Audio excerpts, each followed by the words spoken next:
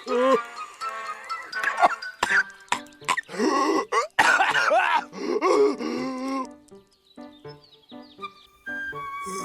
kamu yang bantu, Putri? Iya, Mr. Greg. Kalau kau batuk, Putri, sebaiknya kau pakai masker. Biar tidak tertular kepada aku virusnya, Patrick. Aduh, Patrick. Pening kepalaku.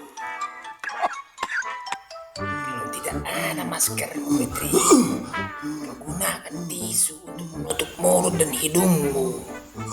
Atau pakai lengan bagian bawahmu, Patrick.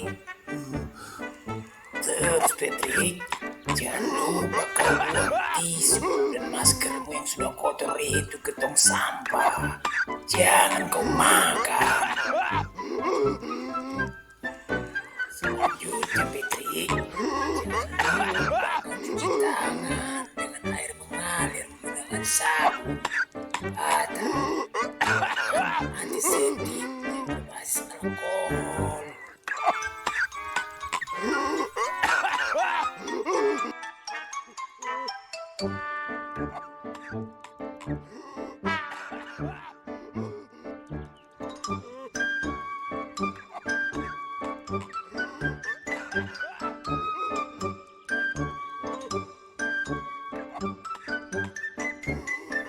Terima kasih.